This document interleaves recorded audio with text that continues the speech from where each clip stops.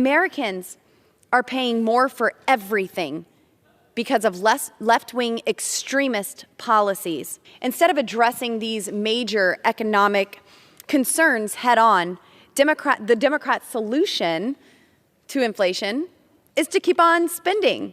I just wanted to educate our distinguished colleagues that Democrat is the noun. When you use it as an adjective, you say the Democratic member, or the Democratic solution, or the Democratic plan. And so I assume it's a good faith grammatical error the first few times. But after people are corrected several times and they continue to say it, it seems like it's an act of incivility, as if every time we mentioned the other party, it just came out with a kind of political speech impediment like, oh, the banana Republican Party. What's up, everybody? Major retired Richard Ojeda here, and Lauren Boebert, Colorado's own Clanny Oakley, is back in the news, but this time she's not the star of the show. She's actually the villain that everyone wants to see slip on a banana peel. And let me tell you, she split faster than a pair of pants when she ran straight into a buzzsaw named Jamie Raskin. President Trump was in office when the COVID virus was released from a lab in China, from the Wuhan lab. And he tried to make that very clear that this came from China. And reporters regularly dismissed that. They called him a xenophobe because he was just saying where the virus came from. He did not mandate masks. Your president did. Donald Trump, on more than 20 different occasions, defended the performance of the Chinese government, and specifically President Xi, in terms of his treatment of COVID-19, and said he was doing a wonderful job and a great job, and they were working closely and they were constantly in touch. So if there's a problem with the Chinese government unleashing a virus which has not been proven anywhere, but it certainly could be true, you would have to pin that on your favorite president, Donald Trump, not on Joe Biden. Now, watching that exchange she had with Raskin, it became painfully obvious what that sawed-off little jackaloon was trying to do. She wanted to reclaim the insult, to take MAGA extremists and flip it like some kind of political judo move. But instead of sounding sharp, she stumbled straight into exactly what Raskin was criticizing: the unseriousness, the theatrics, the carnival freak energy that has defined her entire career. Madam Speaker, the Biden regime wants to talk disinformation. Okay, let's give them something to talk about. Let's talk about how the White House said that it was Republicans that want to defund the police. Let's talk about how Secretary Mayorkas said the southern border is closed. Let's talk about how Joe Biden said his Build Back Better agenda cost zero American tax dollars. Let's talk about how Biden's new press secretary falsely claimed Trump stole the 2016 presidential election. And remember Afghanistan? Let's talk about how Joe Biden said any American who wants to come home will get you home. Well, that sounds like the words of a lying dog-faced pony soldier to me. The distinguished gentlelady from Colorado called the President of the United States, or likened him to I think she said, a lying dog-faced pony soldier.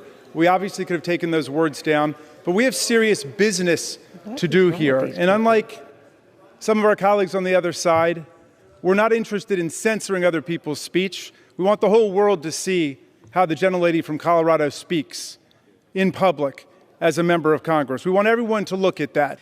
This is the same woman who warned us about underwater alien bases, who treated the House floor like an improv stage, who thought a racist Halloween costume mocking Mexican accents was going to play well in northern Colorado, even as Latino leaders were rightfully furious. Every time she opens her mouth, it's a performance, shallow, frantic, stitched together from conspiracies and bumper stickers. And in that moment with Raskin, she walked up thinking she was about to land a punch, only to prove yet again that she doesn't understand the assignment, the stakes, or the room. The Democrat Party has truly lost their minds. From intimidating judges at their homes, burning down pregnancy centers, and vandalizing churches, to calling moms and dads domestic terrorists, and now creating this department to censor free speech because extremists are scared of what? Elon Musk? They think social media censor doesn't go far enough, and this needs to be defunded.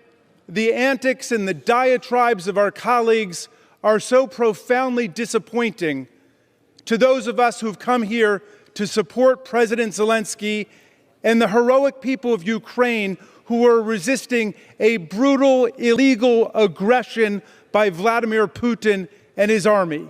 And we were hoping that we would have a bipartisan, unanimous support for this legislation to render the military and strategic, economic, and humanitarian aid that our democratic allies need and are asking for and deserve to fight off this illegal, criminal aggression by Vladimir Putin, who is not a genius, but a war criminal and a mass murderer. And we don't see anything remotely like the seriousness and the solemnity that we would expect of members of the United States Congress. But instead, they put up profanity, they mock the President of the United States, they make a disgrace of their own party by the way they behave on the floor of the House of Representatives. I do just want to take a few seconds to respond. That was great. We are addressed as MAGA extremists, extreme MAGA Republicans, and I would like to make just a clarification point. It's ultra MAGA. That's what we prefer. Her whole career has been one long attempt to look tough while avoiding the basic work of governing. And this exchange is the purest form of that mess. So, this all went down during a House oversight hearing, one of those sessions that's supposed to be about regulations, policy, real government work, the kind of thing. But whenever Boebert grabs a microphone, it turns into stupid night at the Beetlejuice premiere, complete with vaping, middle fingers, and whatever jingle she's got bouncing around inside of her skull. Instead of substance, she brings bumper sticker bravado. Instead of engaging with the actual issue, she goes full performance mode, same as it ever was.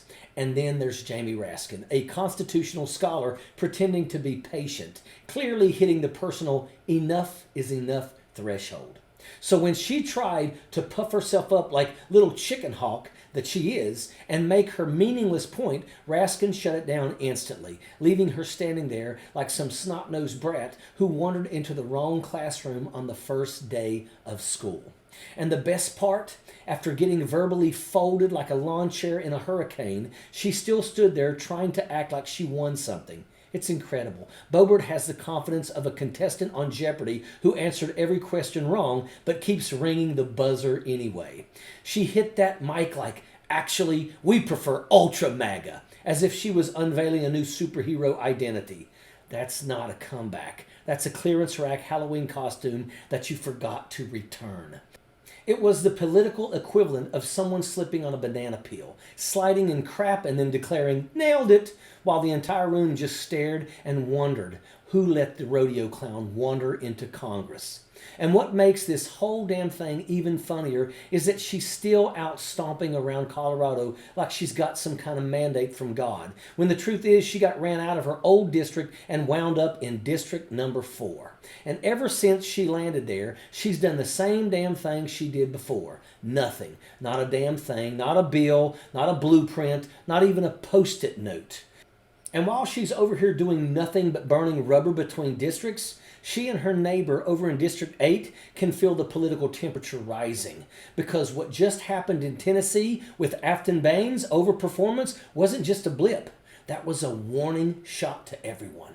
A deep red stronghold cracked open. If a district that conservative can wobble that hard, let me tell you what, Clanny Oakley's footing sure as hell isn't guaranteed. Hell, it's already being reported that the guy in CD8, Gabe Evans, is the most vulnerable Republican in the entire country. And let's be clear here, this exchange wasn't just a disagreement. That was Jamie Raskin giving her a checkup from the neck up, a constitutional colonoscopy, and a full spiritual realignment all in one blow. He laid out exactly what MAGA extremism means in plain English, the anti-democratic, anti-constitution behavior she keeps cosplaying as patriotism, and she tried to flip it like it was a TikTok trend. But Raskin wasn't having it. He practically pulled out a chalkboard and wrote, "Extremism equals what you do," while she sat there blinking like a Roomba trapped under a coffee table. He called out the hypocrisy, the theatrics, the victims cosplay, the bumper sticker politics, all of it. He reminded her Congress is not an improv workshop, not a Beetlejuice matinee, not a vape lounge with microphones. It's supposed to be a place where grown adults deal with real national problems, and that is an absolute fact. Sappers clear the way, airborne all the way.